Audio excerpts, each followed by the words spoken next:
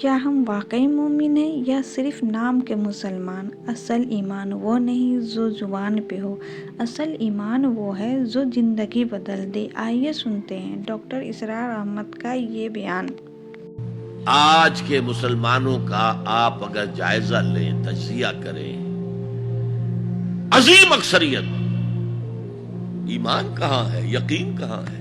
ہر شخص اپنے گریبان میں جھانکے مرنے کے بعد جی اٹھنے کا یقین ہے؟ کیا یقین ہے کہ اصل زندگی آخرت کی زندگی ہے؟ وَإِنَّ الدَّارَ الْآخِرَةَ لَهِيَ الْحَيَوَانُ۔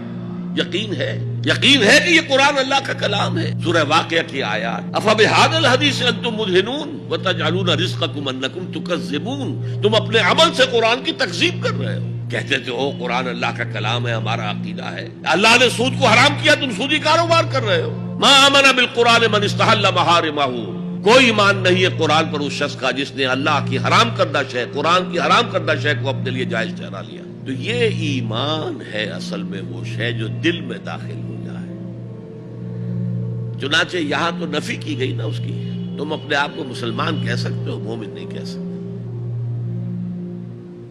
لیکن صحابہ کرام جو سچے اور پکے مومن تھے ان کے بارے میں کیا فرمایا؟ وَلَٰكِنَّ اللَّهَ حَبَّبَ إِلَيْكُمُ الْإِيمَانَ وَزَيَّنَهُ فِي قُلُوبِكُمْ، اللہ نے تمہارے نزدیک ایمان کو محبوب کر دیا ہے اور اسے تمہارے دلوں کے اندر کھبا دیا ہے، مزین کر دیا ہے، منور کر دیا ہے تمہارے دلوں کو۔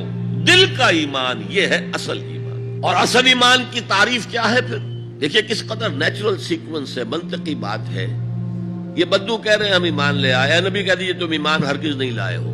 ما آمن تم نہیں آیا ہے، لم تؤمنوا، یہ تاکید کے لیے ہوتا ہے، بہت تاکید، ہرگز ایمان نہیں لائے ہو۔ ولکن قولوا اسلمنا، بلکہ کہو کہ ہم اسلام لے آئے ہیں، ہم نے اطاعت قبول کر لی۔